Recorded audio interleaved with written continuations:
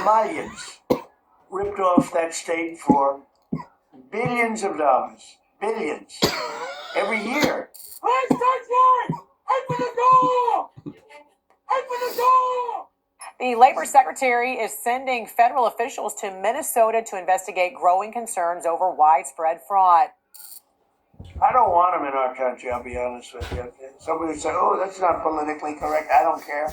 I don't want them in our country. 4:22 a.m., Minneapolis, Minnesota. The city lies shrouded in a brutal winter frost. The temperature is 25 degrees below zero. The streets of the Cedar Riverside neighborhood, known locally as Little Mogadishu, are completely silent, save for the wind howling through the alleyways between the high-rise apartments. 58 agents from the FBI, ICE, and HHS Inspector General emerge, armored and resolute, warrants in hand. No sirens shatter the quiet, only the echo of boots on ice. They stack at the door. A ram thuds breach. Open the door! Open the door!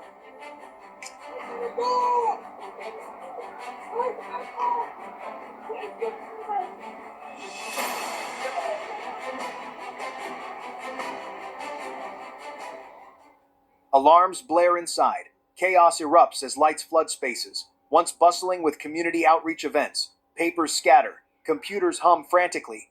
This probe, ignited by public outrage over alleged Medicaid fraud, reveals a vast network, leading to a shocking twist. Somali-born State Senator M. Zainab Mohammed, architect of the deception. To the public, Senator Farah is a rising star. Elected in 2022, she is hailed as a refugee success story, a barrier breaker. She is the face of the new Minnesota, but according to a sealed federal indictment, she is also the banker.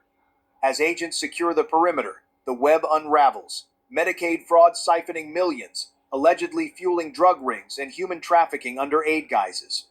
The community, drawn by promises of support, faces a dawn of revelations. What began as a rising star politician exposes an empire built on ghost claims and hidden horrors. Good evening. Breaking tonight, President Donald Trump posting on Truth Social that he will terminate the temporary protected status for Somalis in Minnesota. In his post, he says the reason is, quote, Minnesota, under Governor Walz, is a hub of fraudulent money laundering activity. Agents clear the room systematically, their flashlights probing the dim interior. The front desks hold glossy brochures for refugee aid programs, props for legitimacy. But the real story is hidden. Behind a false wall in the conference area, pried open with crowbars, agents find the counting room. On the mahogany conference table, usually used for press briefings, sit 6 industrial-grade money-counting machines. Next to them are stacks of shrink-wrapped cash, so dense they look like bricks.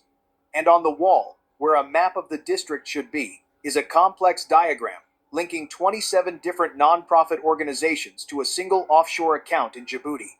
For months, President Donald Trump has been screaming about this. Most of the media dismissed his claim of $19 billion in fraud as hyperbole. It seemed impossible. But as the agents crack open the senator's private safe with forensic drills, they realize the president wasn't exaggerating. He might have been underestimating.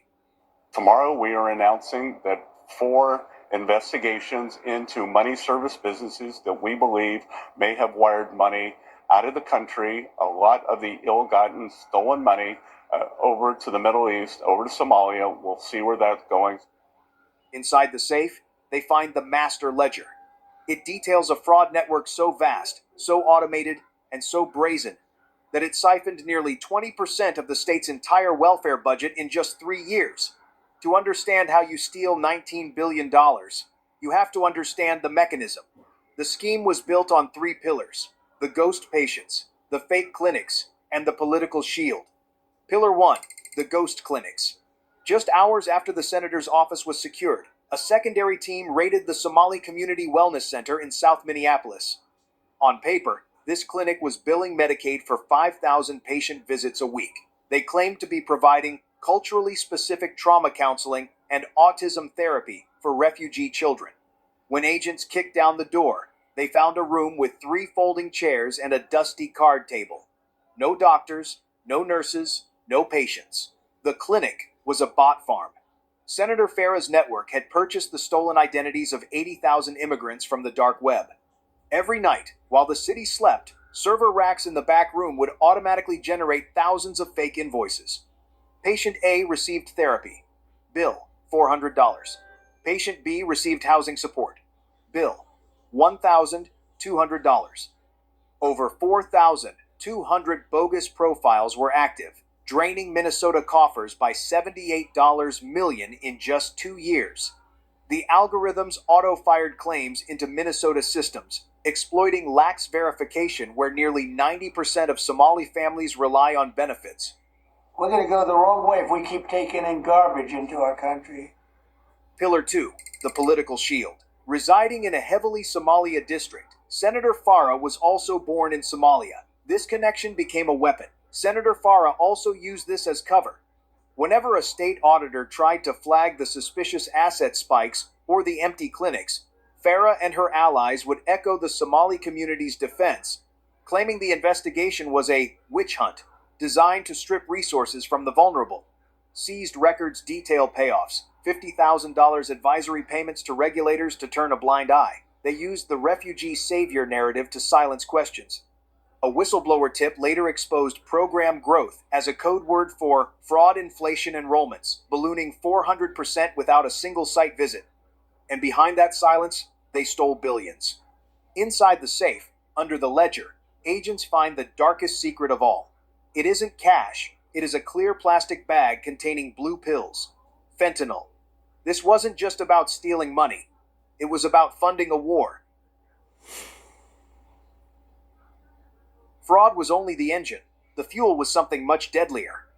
At 5:15 a.m., a second tactical team moved on a massive warehouse in the industrial district of Burnsville. This location was listed as a food distribution hub for the nonprofit network. It was supposed to be storing rice and flour for the poor. When the DEA's special response team breached the loading dock, they were hit with a chemical smell that made their eyes water. It wasn't grain, it was chemical. Inside, they found the true return on the $19 billion investment. Hidden inside bags of basmati rice, labeled for humanitarian aid, were thousands of vacuum-sealed bricks of fentanyl. Some were stamped with the scorpion logo of the Sinaloa cartel. The scheme was circular and terrifyingly efficient. The senator's network stole billions from American taxpayers via Medicaid fraud. That cash was laundered through shell companies in Dubai and Nairobi. The funds were used to buy high-purity drugs from the cartel in Mexico. The cartel shipped the fentanyl back to Minnesota, hidden in the senator's aid trucks. On a locked workstation in the warehouse, agents found a secure tablet flashing encrypted notifications. It connected Minneapolis to financial nodes in Nairobi, Dubai, and Mexico City, a conduit for relief funds vanishing overseas to laundered political war chests. As President Trump had warned at his rallies, stating, "It's an invasion funded by your tax dollars," the reality was staring the agents in the face, but the human cost went even deeper than the drugs. Venturing into the fortified basement accessed through a coded door behind storage racks, agents unveiled the operation's heart. Inside a cramped, unventilated room, they found 47 Somali nationals. They weren't employees, they were hostages. These men and women had been trafficked into the U.S. under the guise of refugee resettlement sponsored by Senator Farah's nonprofits. Once they arrived, their passports were seized. They were told they owed a $50,000 travel debt. To pay it off, they were forced to work in the drug packaging lines, handling toxic precursors with no protection. If they refused, they were told their families back in Somalia would be executed. One file found in the office chills the blood. Rosters of 1,800 trafficked Somalis funneled via the senator's donor hotels, enrolled as clients for welfare payouts, and then vanished into drug distribution crews. This empire preyed on empathy. It blended real welfare dependency stats with horror. A state senator, sworn to uphold the law, was running a modern-day slave plantation, funded by the very welfare checks meant to help her people. As the sun rose over Minnesota, the political shield finally shattered. At 7:14 a.m., FBI agents swarmed the lakeside residence of State Senator Yasmin Farah. The home, valued at $2.5 million, was paid for by a shell company listed as a homeless shelter. Agents dragged her from a frantic attempt to pack a suitcase.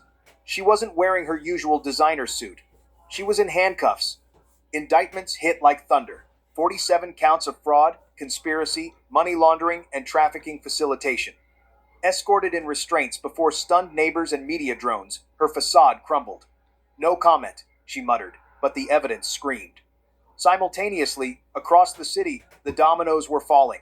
Operation Veil Lift was in full effect. 29 locations were raided. 47 satellite directors were arrested. $79 million in cash was seized in a single morning. One intercepted call sealed her fate. Minutes before the raid, an aide to the senator was recorded saying to a handler, "The feds are on her scent. Buy us time." But there was no time left. The fallout reached Washington immediately. Vindicated by the raid, President Trump wasted no time.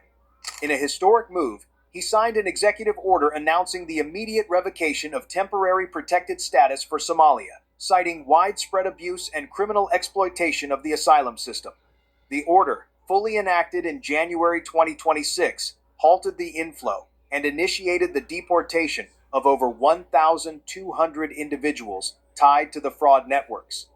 He declared that those who hate the country and steal from it are going home.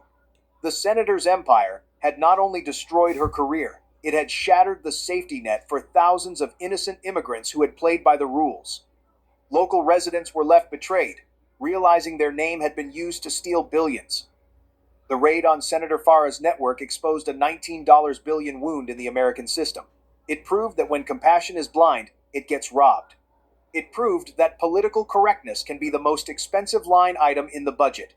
As morning light bathes the breached district office, the empire fractures. The $19 billion web Trump warned of routed through Mohammed's shells is being partially reclaimed. Agents have already seized $312 million in cash and assets. But the systems are changing. Welfare overhauls have ignited across